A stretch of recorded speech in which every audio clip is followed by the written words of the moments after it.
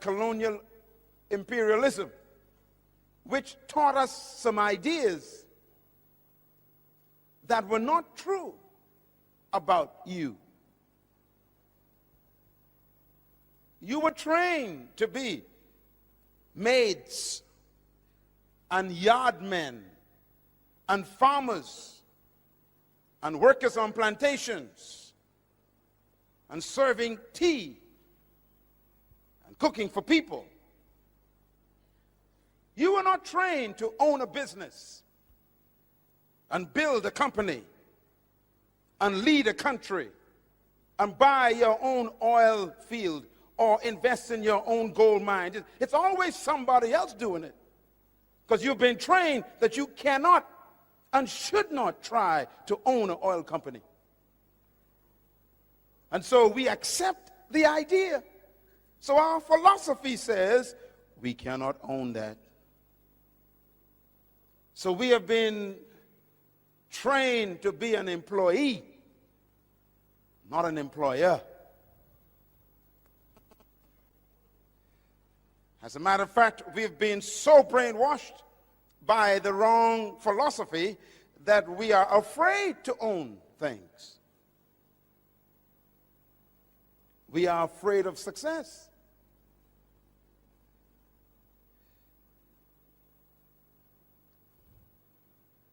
Even the religion we were taught reinforced our lack of self-belief.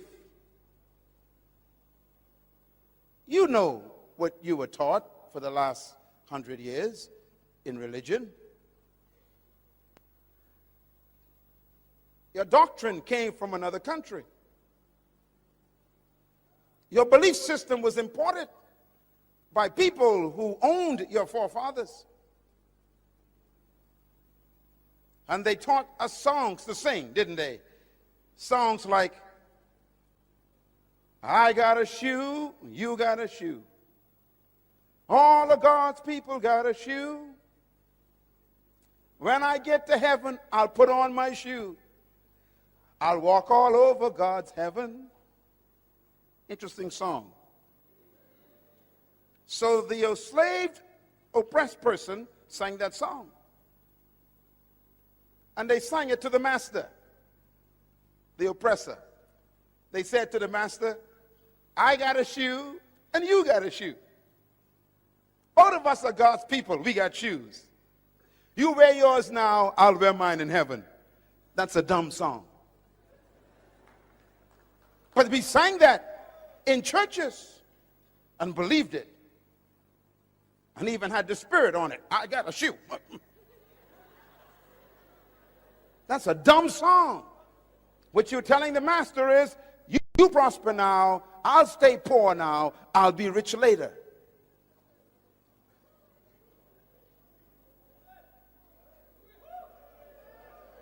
Something's wrong with that philosophy.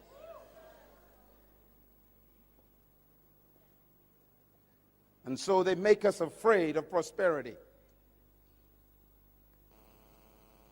They say things like, you don't want to prosper, you might forget God. So stay poor and you'll stay humble before the Lord. Philosophy.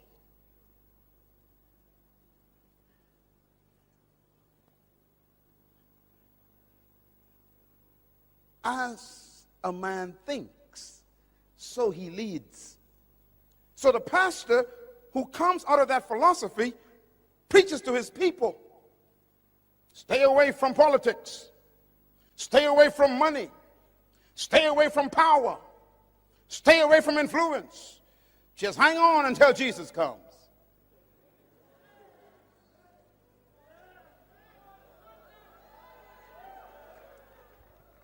And that is what we preach. We actually preach to our people that they should not be leaders. And they should not own.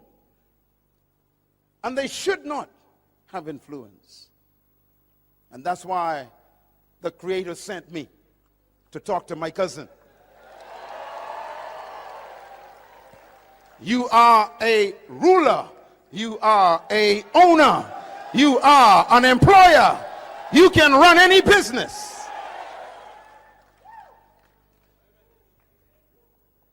But you got to change your belief system. Let me show you a picture of a little boy. See that little boy? I wonder who he is. Can you tell me who he is? No one knows who he is. Just an innocent child. Remember, everybody is born as a person. This little boy came from a family, a broken home. His father abused him. His father was religious, but yet beat him, hurt him. And the little boy grew up with a twisted belief system about God. Let me show you who this little boy really is. That's the little boy. He looks so innocent, doesn't he? But the boy is really that man. That man was trapped in that boy. His name is Adolf Hitler. His philosophy was very serious because he believed in an idea that he picked up from the Romans. And I want to close this session talking about the Romans, because Papua New Guinea is ruled by the same ideas that the Romans had.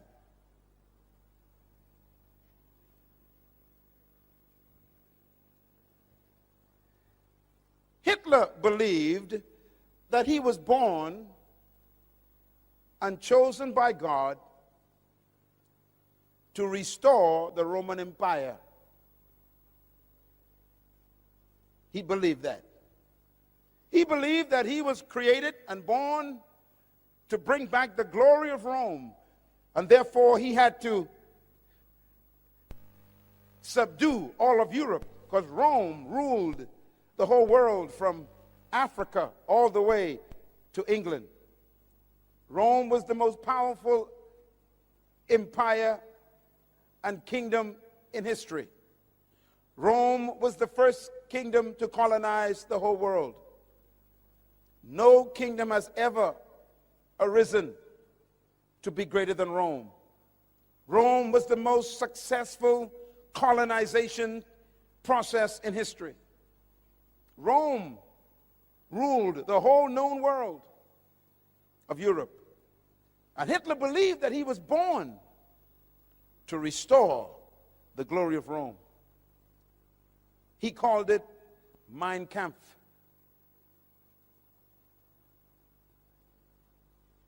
Where did the Romans get their ideas from? And this is important to think about leadership. The Romans conquered the Greeks. The Greeks were the ones who invented the philosophy of leadership that control our world today. Please listen to me carefully. Because Jesus was born under the Roman Empire in a Roman colony controlled by Greek ideas. So don't miss this. The Greeks were the most influential philosophers in modern history. The Greeks were the ones who invented the ideas that control the world right now. As a matter of fact, the Roman Empire adopted the Greek philosophy when they invaded Greece. The Romans were so powerful that they conquered Greece and destroyed the Greek Empire, but they did not destroy the Greek libraries. The Romans are smart people. They took the Greek libraries and they adopted the Greek ideas and philosophy of leadership. And so the Romans became Greeks in thinking, but Romans in military power. I want to give you quickly why this is important to you in Papua New Guinea. Because Papua New Guinea is a product of the Romans. And Papua New Guinea was ruled by Greek ideas. And that's why we are having difficulty right now with the mentality of the Papua New Guinea people. So you have to listen carefully what I'm going to say. I'm going to talk about your future and your past. The Greeks believed certain things about humanity and about leadership. The Romans adopted them, and the Europeans used them, and they colonized Papua New Guinea. And they used the same ideas of the Greeks to control Papua New Guinea. Papua New Guinea is a very young country. You are still battling with Greek ideas. I'm going to prove it to you. Because every colonization process carried the Greek idea and subdued the people. What did the Greeks believe that's important to you? Write them down. Number one, the Greeks believed that leadership was a product of natural endowment. Very important words.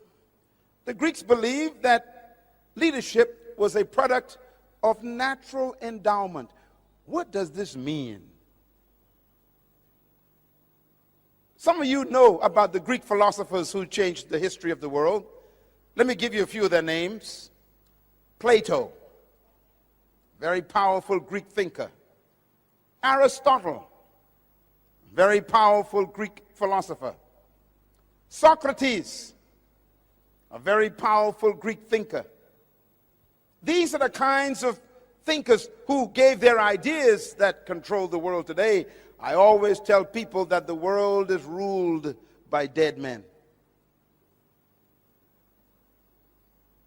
Our countries today, including Papua New Guinea, is ruled by dead men. How? Because they left their ideas with us. Ideas outlive humans. And ideas are more powerful than death. And the Greek philosophers like Plato and Aristotle and Socrates, they invented an idea. Look at my lips, please. I'm going to quote one of their ideas. This is a Greek idea. Demokrata.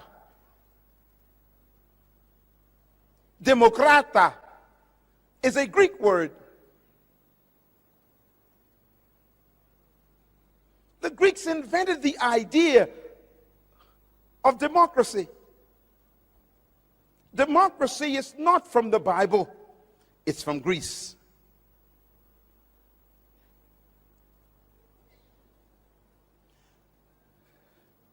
The Greeks developed the idea of what they call politis. Politis is a Greek word. It means chief citizen. Politis. It's where we get our word politician from. It's a Greek idea. What's a politician? A politician, the Greek says, is a person that the people give their authority to and make them chief citizens over them. It's a Greek idea. It's when people give their power to one person and tell that person to lead them and to rule them. It's called the power of the people given to a chief citizen called a politis. Listen carefully, please. Jesus Christ was born under that policy. The Romans adopted the idea that leadership was a product of natural endowment. What do they mean by that? The Greeks believe that some people were born naturally endowed with certain distinguishing factors that made them superior to others. For example, listen carefully. The Greeks believed, number two, that leadership is a product of birth traits. Birth traits. What do we mean by that? The Greeks believed that certain people were born naturally endowed to be leaders because they had certain traits that made them superior to other humans. For example, the Greeks believed that if you were born with sharp nose and blonde hair and blue eyes and thin lips, you were automatically a leader.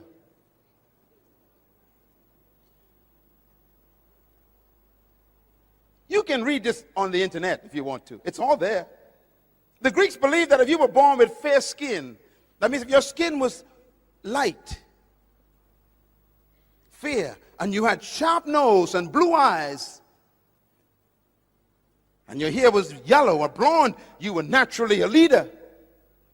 You were chosen by the gods to be a leader. Now you know if that's true, there's no hope for me. I got a big nose. My eyes are brown. My skin is dark.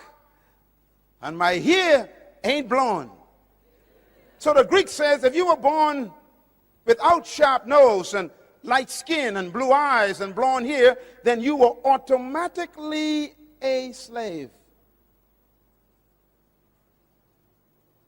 The Greeks believed that. The Romans adopted it. And so there's no hope for you being a leader. You got the wrong skin, the wrong nose, the wrong eyes, and the wrong hair. Follow me? The Greeks also believed that leadership was a product of providence. Very important word, providence. Providence is referring to the gods. The Greeks believed in many different gods. And the Greeks believed that if the gods chose you to be a leader, then you were automatically superior to everyone else. If the gods did not choose you to be a leader, then you were automatically a slave and a follower for the rest of your life. In other words, the gods choose leaders. Well, think about it. So if you were born with dark skin and brown eyes and a big nose and thick lips, then the gods chose you to be a slave. That's what they taught. That's what they believed. That was their philosophy. The Romans adopted that philosophy. Let me give you one more the Greeks believed. The Greeks also believed that leadership is a product of charismatic personality. The word charismatic is a Greek word. It's the word charisma. Do you know what it means? It means gifts of the gods. Charisma, gifts of the gods. Charisma means the gifts that the God gave a person, which means they were very confident and they were very extroverted and they had a light personality and they were talkative and they were communicative and they had extroverted attitudes. They were exuberant. The Greeks say that was the gifts of the gods. So if you were quiet and timid and not extroverted, then the Greek says you are a slave. And this is why when the Romans conquered the Greeks and adopted this idea, they told the slaves, you must be seen but not heard. And I only supposed to see you when I need you, and you never speak.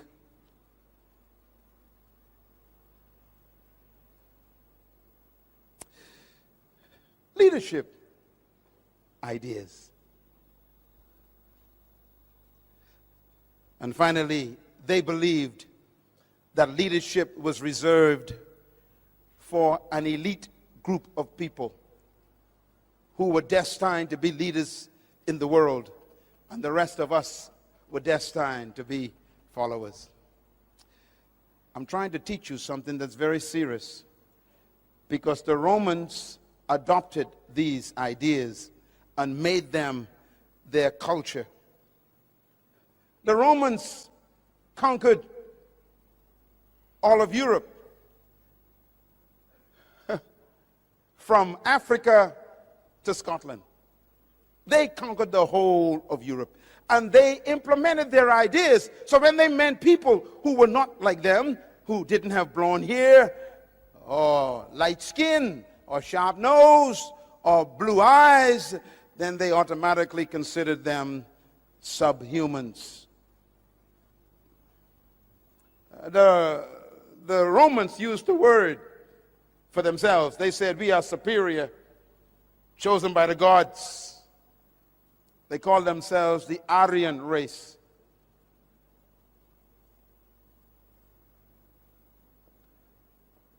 Now I'm going to give you the most important information today. Here it is. The Roman Empire ruled the entire known world, from Africa to Great Britain. The most powerful kingdom on earth under Caesar. They believed that they were chosen by the gods to rule the world. They believed they were handpicked by the gods with certain traits to dominate the world. They believed that they were superior to all other races. And that was in the Roman mentality. Do you know how Rome was defeated? No one could defeat Rome. It was the most powerful empire in history. It had the most powerful army in history. No country could defeat Rome militarily. It was so powerful that when Rome showed up, everybody bowed. And that's why you hear the statement, when in Rome, you do as the Romans do. Wherever they went, they colonized the whole world. And Jesus Christ was born right in the middle of the Roman Empire. He was born in an empire which believed that he was automatically a slave.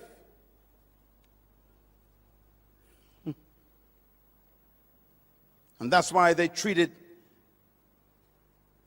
the Jewish people through whom he came as dogs. Jesus Christ was born in a colony just like me. He was born subjugated by a powerful colonial power called Rome, just like you. He was taught that he was born to be a second-class citizen. He was taught that he was born to be subjected. He was taught that if some soldier in the Roman Empire asked you to take your cloak off and give it to them, you had to give them your clothes if they were cold. He was taught that when a Roman walked in, you stand up and bow. He was taught if the Roman gave you his shield to carry for a mile, you got to take it. He was taught if a Roman soldier got tired carrying his spear, he could say, here, take it for me, and you have to take it. He was taught that he was not a leader, he was a slave.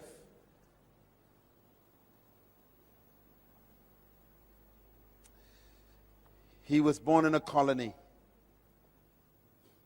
just like you, just like me. Listen carefully. And that's the mystery of Jesus Christ. He was born under that culture, but never allowed the culture to be born in him.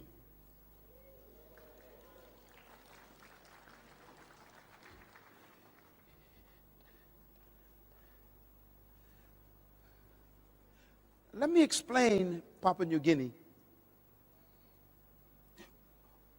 When the Roman Empire was defeated, it was not defeated by an army. It was defeated by what destroys most countries. The Roman Empire was destroyed by immorality. As a matter of fact, history teaches that the Roman Empire was destroyed by the loins of their leaders. Your loins are right here. Their sexual life destroyed them. They died from the inside. They decayed from immorality. 14 Caesars, 12 were homosexuals. They slept with boys, not women. They fell in love with their lust to the point where they became so immoral that they began to have men marrying men. It's as old as 2,000 years ago. They were destroyed by their lusts of the flesh. When a country begins to embrace immorality, their demise is on the way. When a country begins to sanction immoral acts that God condemned, don't worry about that country. They are dying. No matter how powerful your guns and military weapons are, if your morality becomes a cancer, your weapons become useless. And Rome died in the bedroom.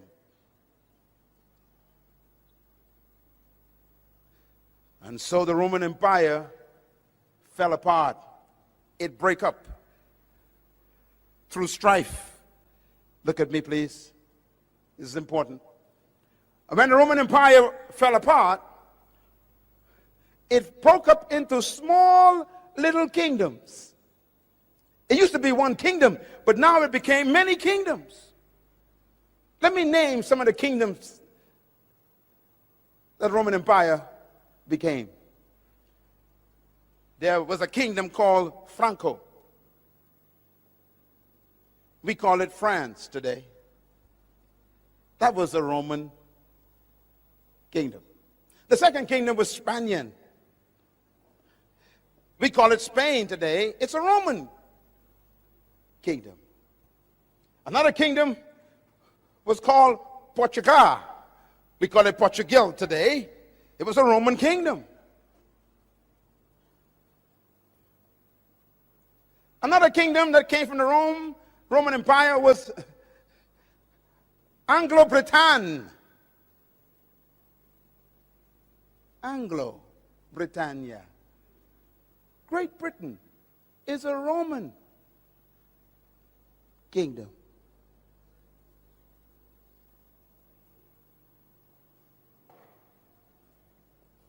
We call them England today. Anglo. Light skin. Interesting, all of these kingdoms have the Roman philosophy. And they decided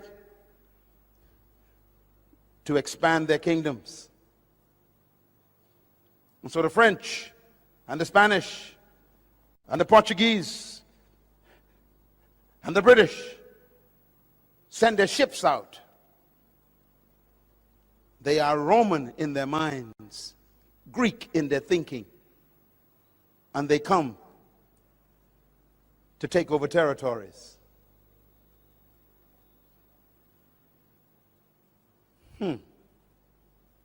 So they began to invade islands and continents. They came to the Caribbean, they came to Africa, they came to Central America, they went out to South America, and then they came to the Pacific. And they brought with them their philosophy. What's their philosophy?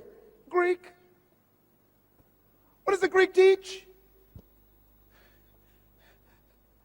They are superior, you are inferior. Your nose is big. Your skin is dark. Your hair is not blonde, and your eyes ain't blue, and your lips are thick. You are, the gods gave you to me to be my slave. So why educate a slave? Why give a slave nice clothes? Why give a slave a property? Why give a slave authority? Why give a slave money? Why give a slave a future? Philosophy.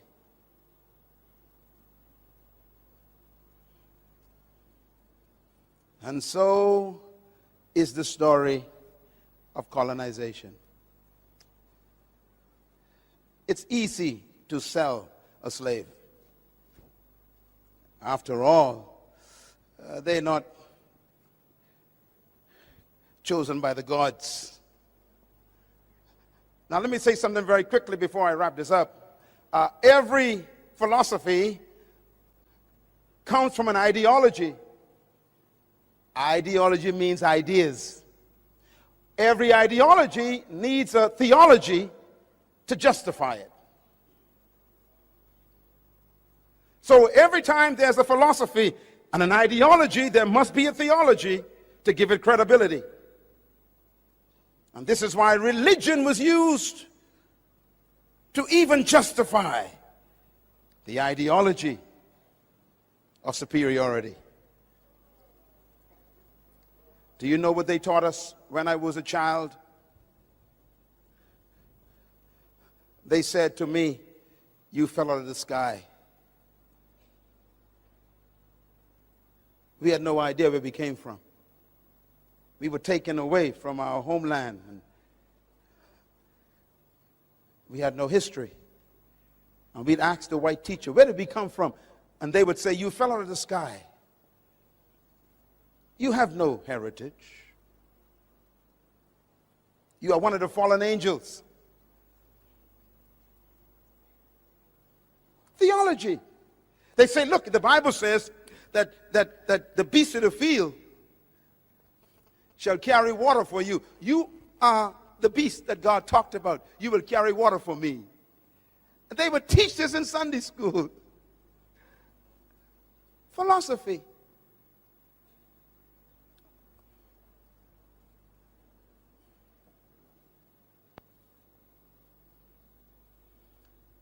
And here we are now, still under Democrat.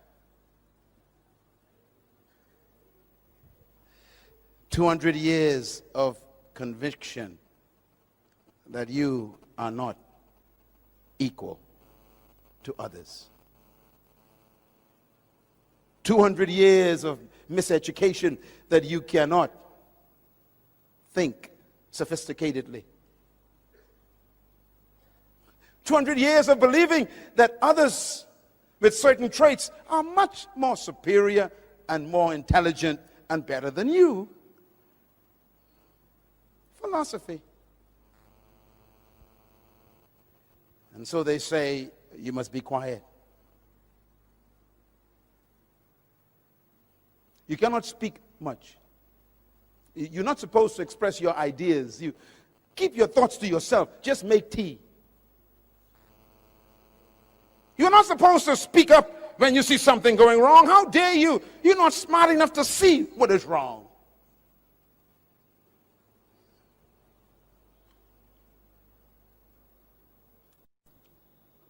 Leadership problems. Here's the biggest one. Since you were chosen by the gods to be followers, why waste my time on you, training you to be leaders?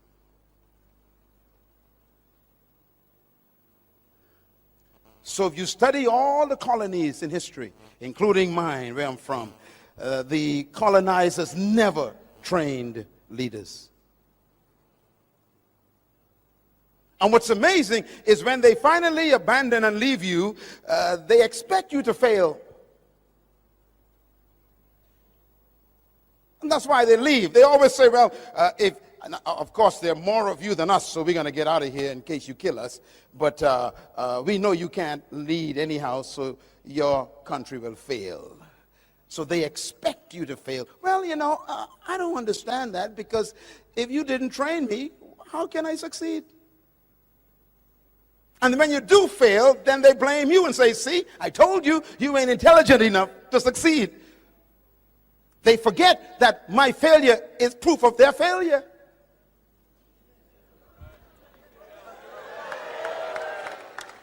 And that's why this leadership training series is important. I have come to correct 200 years of history. You are a leader. You can run this country. You can lead the world.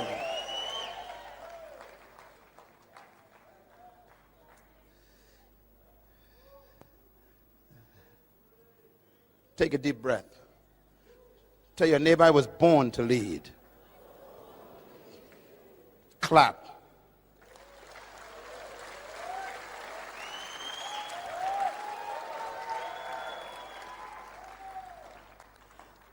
I want to show you this before we go, because it's so important. All the world leaders, if you study them, they're all battling with these issues.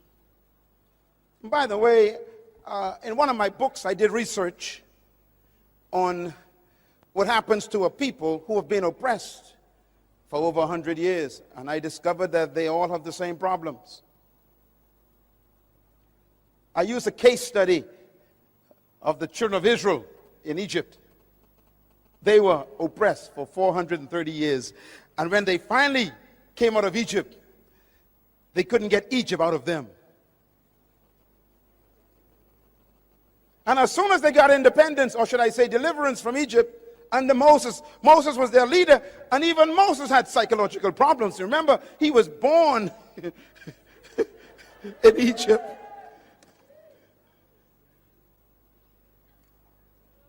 But you'll remember that when they came out of Egypt, they didn't go into freedom. They was just delivered. Don't confuse deliverance with freedom. Papua New Guinea is not free yet. You are simply delivered. You are in the desert.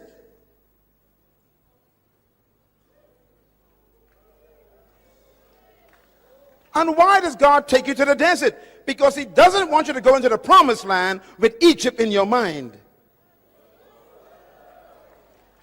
So he keeps you in the desert to try and change your mentality to think like a free person.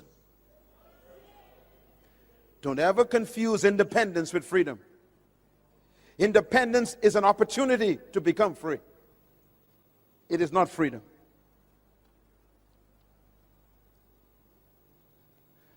They were delivered from Egypt. They were independent from Egypt, but they still wasn't in the promised land. You are not yet in the New Guinea that God promised you yet. Because that Papua New Guinea requires a new kind of mentality.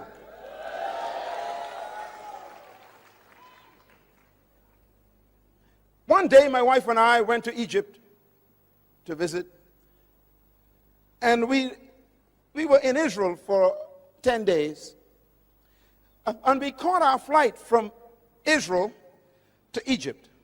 I will never forget my experience. We took off from Tel Aviv, and before I could fix my seatbelt, the announcement came over the PA system. Please prepare for landing. I became confused. We just took off and we were landing. Now I thought that Egypt was far away from Israel.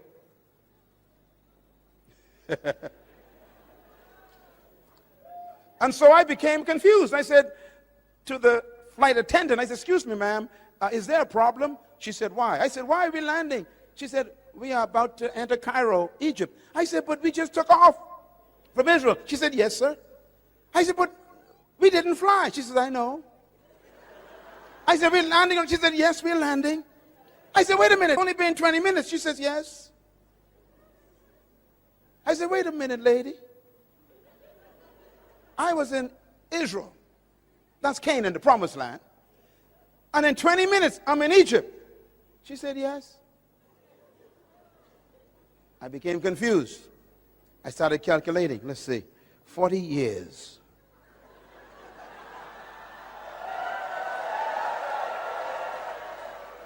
Why would it take 40 years to make a 20-minute journey? Interesting question. When we arrived in Egypt, we went to the hotel, put our bags down. Our guide came later that day to take us to see the pyramids and go to El-Aqsa and all the places of Egypt to see all the pharaohs, you know, the history and everything. And we went to the pyramids and everything, and it's beautiful. And we felt like we've entered the Old Testament, because that's where the Old Testament, really, most of it took place. And I said to my guide, when we were driving, I said, "Sir, how far away are we from Israel?" He said, "Depends on how you get there." I said, "Okay, if I drove in a car, how long would it take?" He said, "It'll take about 7 hours." I said, what if I walk from Egypt to Israel?" He said, "It'll take 40 days. I said, "What about the aircraft?" He said, 20 minutes. I began to calculate. I said, "Wait a minute. If I drove in a car, on a bus, it's 7 hours. If I walked, it's 40 days. If I flew, it's 20 minutes. I went back to my hotel room, confused. I picked up my Bible, because I had to go and find out what happened. And the Bible says, "And they left Egypt, headed toward the promised land. But God did not take them directly there." I'm quoting the Bible. "Because they were afraid in their minds. So he led them the long way around to get Egypt out of their minds." Now here's my mystery. This is Egypt. This is the promised land. And it's only 40 days walk. Why would it take 40 years? And I was confused. That means he kept them going around in circles for 40 years. Do you know why?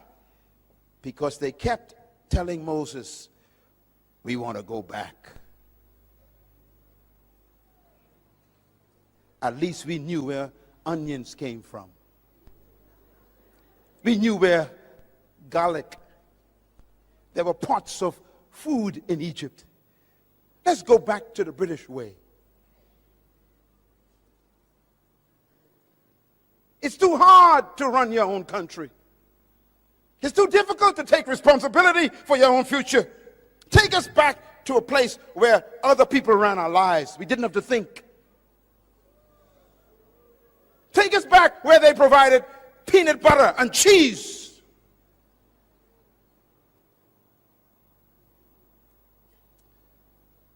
And God says, "None of you will enter the promised land because you don't want to get rid of the Egypt thinking." So he led them for 30 years. Do you know why? Because 40 years is a generation. That means he kept them going in circles until he got what they were carrying. They were carrying the next generation. Joshua was not born in Egypt. He was born in the wilderness. Caleb was not born in Egypt. He was born in the wilderness. There are some people in this room who cannot make it to the promised land of the new Papua New Guinea. Why? They still want to go back. I'm not talking to you. I'm talking to the one right behind you.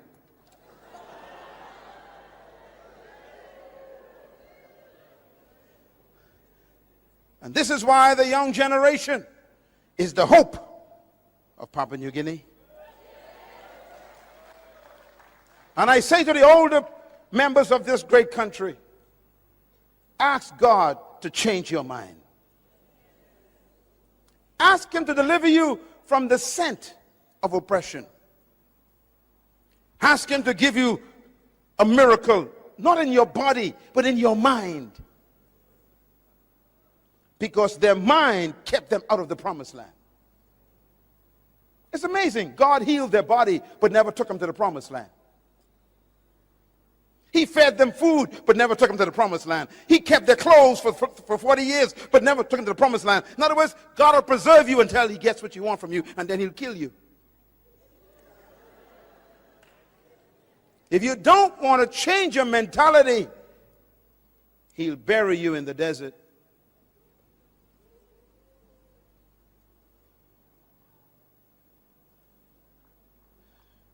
Moses never made it.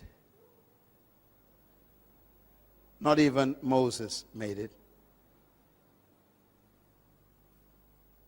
How close are you to the true Papua New Guinea?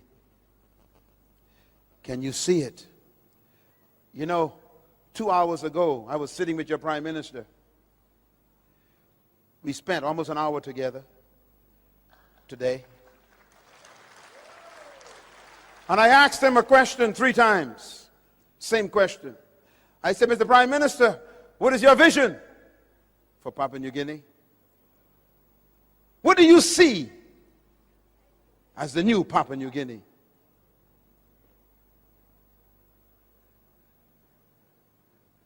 And he talked about what he saw. He saw a country where everybody was educated, free education. He saw a country where people had good health and welfare. They were taken care of. Diseases were almost non-existent. He saw a country where opportunity for people to own companies and to build businesses and to have share in the investment of their country. He said, I see this. And I told him, then you need to educate. You need to provide free education for every child in Papua New Guinea. Because until their mind is free, they are stuck in the wilderness. Sitting in this room are some of the greatest leaders in the world. And I believe that with all my heart. You are an awesome leader, young woman. But you have to unlearn what you've been taught by history. You must be free from the Greek mentality and the Roman ideology. You must be set free from the spirit of colonization. And believe that you can govern this country effectively by God's help. I beg you today to be delivered from Greek philosophy, because I too was a victim. Now let me close with how I got delivered. You want to know how I got delivered? Traditional leadership teaches that leadership is controlling and imposing your will on people. That is not true leadership.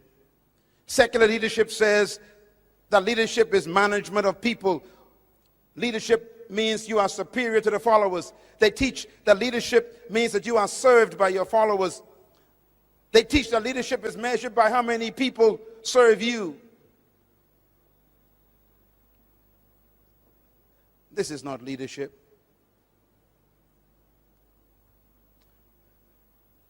Please go back and invest in those books, because until you get mentally free, you'll never make it to the new Papua New Guinea. The promised land is a beautiful one. I'm afraid for this country.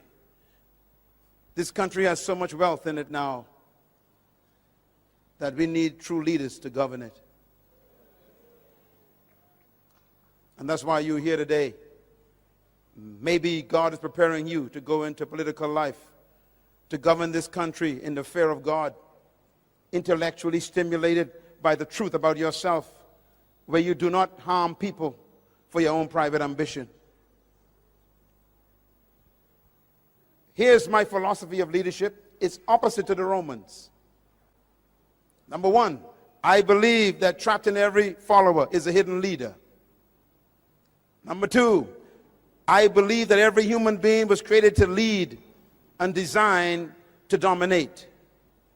Number three, I believe leadership potential resides in every human being. Number four, I believe that you were born to lead, but you must become, through a process, a leader. And number five, I believe that true leadership is not doing things, but manifesting yourself. I believe with all my heart that the purpose for true leadership is not to maintain followers, but to produce other leaders. I believe these things as my philosophy. And that is why I travel around the world to come here to wake up the sleeping leader on the inside of you. My philosophy helps me set people free, not oppress people. My philosophy helps me believe in your equality, not your inferiority. Where did I get my philosophy from? I got it from the one who created all humanity. And here's the bottom line. Genesis chapter 1, verse 26. It says, and God said, let us make man, how? In our own image and in our likeness. Why? To let them have dominion over the fish and the birds and the animals and the trees and over all the earth and all that creeps upon the ground. Why did God create you? To have dominion. He didn't say let some of them have dominion. He said let all of them be dominators. Tell your neighbor, I'm a dominator by creation. Say it loud, I was born to dominate.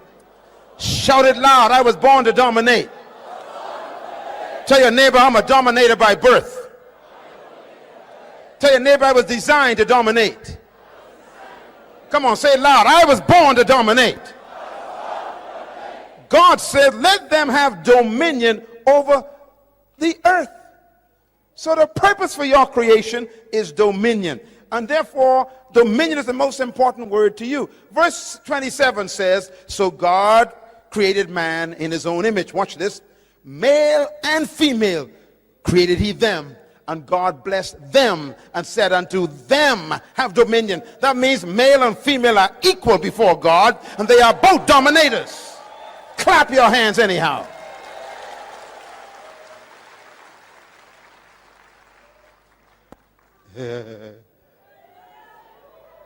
My wife and I are equal, but different. She's a leader, and I am a leader, but we are different, but we are equal.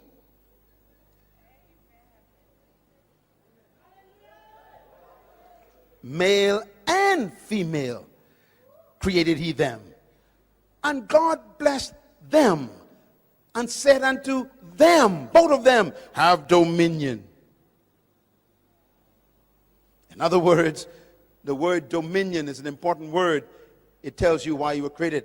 I did some research for you. Write it down. The word dominion is the Hebrew word radah, R-A-D-A-H. And here's what it means. It means to govern, to rule, to control, to master, to manage, and to lead. In other words, God gave you birth to have dominion over the earth, to lead.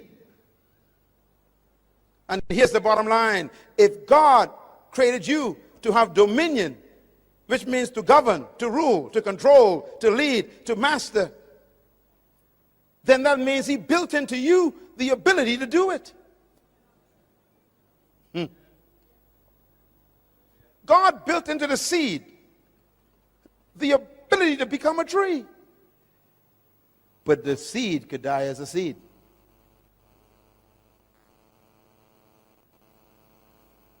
Because it's in the wrong environment.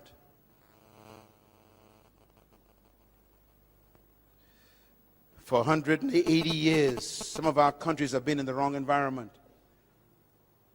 We've been fed Greek ideas. And so we can't come forth. And that's why this leadership conference is here. Not to make you superior to anyone, to simply make you yourself. You are a leader, a dominator, a ruler, a governor, a master, a controller. Ladies and gentlemen, let me put it this way. He said, let them, which means male and female, every human being is a leader trapped on the inside. And here is the mystery of how it works. When I first met this beautiful lady, when I first saw her rather, Mother Teresa, before she died, what a woman. She was 4 feet 5 inches high. Little lady. She weighed 102 pounds. And she spoke to the United Nations. She was a nun. What made her so powerful? She discovered her gift. She discovered her purpose, her passion. Listen, please. Whatever you were born to be is trapped inside of you.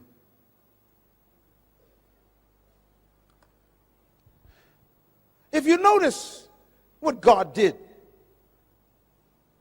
God didn't just give you dominion. He specified what you should dominate. He said, have dominion over fish, birds, cattle, plants, and things that crawl on the ground. That means the only things you're supposed to dominate are fish. Check your neighbor, see if they have any fins. Come on, look around. Any fins? Any scales? Birds. Check your neighbor. Any feathers? Any beaks? Look around. Plants. Check your neighbor. Any leaves? Any roots coming out of their shoes? Things that crawl. Check your neighbor. Do they crawl on the ground on all fours? No. Then the only creature on earth that you are not commanded to dominate is another human.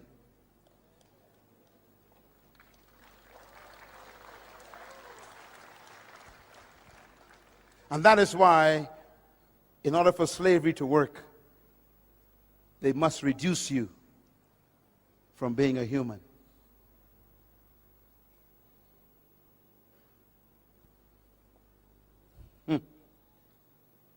And so they call you subhumans.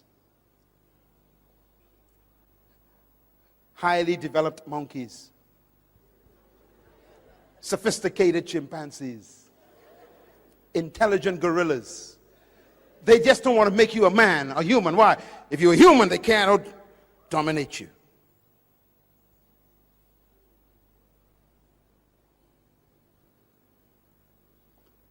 So any attempt to control, master, rule, or dominate another human is completely ungodly.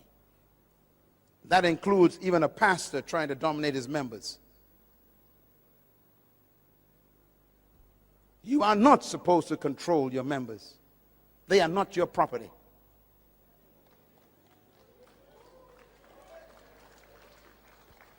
You are not to control and own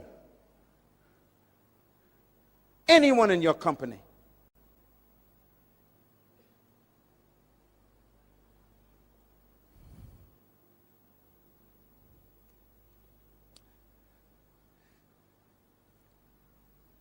And so Jesus was living in a colony ruled by people who oppressed and dominated humans. His disciples, which means students, he was trying to change their thinking, just like we're doing today. And one day they were sitting down just like this, and he heard them talking to each other. And they were arguing, which one of us is the greatest? They must have been from Papua New Guinea. Always want to know who's in charge. Fighting over positions.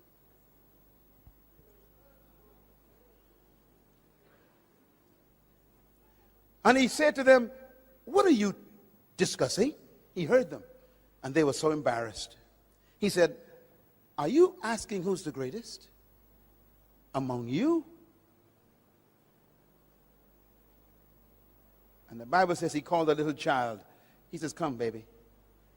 And he put a child in the middle of them. He said, the greatest among you is like a child.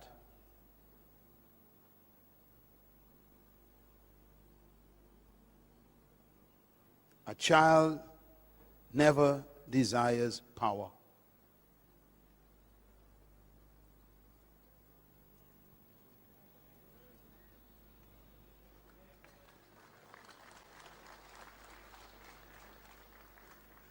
Two days later, he was sitting, having a meal, and two of his disciples came to him again, and they said, Mom, go and ask him if both of us could become deputy prime ministers when he become king of his kingdom. Forget the other 10. Make sure look out for ourselves, Mom. He listened to a woman. And their mother went to Jesus and said, Sir, good master, will you make sure that my two boys sit on your right and your left when you come into your kingdom? And Jesus was shocked. And he said, Woman, first of all, you don't know what you're asking. You can't ask for leadership positions.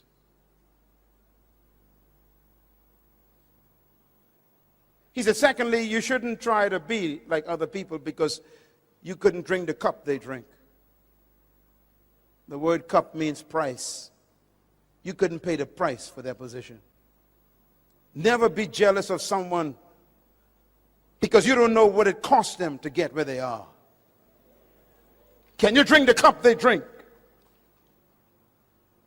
Leaders don't become jealous of other people's positions.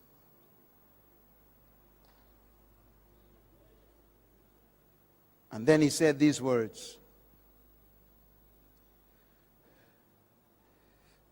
To sit on my right and my left is not mine to give. These places belong to those for whom they have been determined by my Father. That means you can't even pray to Jesus for a position. Ladies and gentlemen, listen to me. It's okay. Listen. Don't look at me. This is very important. And then he said these words.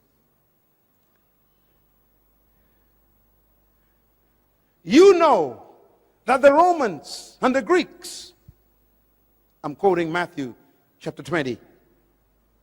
You know that the Romans and the Greeks love to lord it over one another and lord it over the people. The word lord means to own something. That's why you call your landlord. It means owner. He says the rulers of this world love to own people like they are property. And there are some pastors who got that same spirit. These are my members. They ain't your members.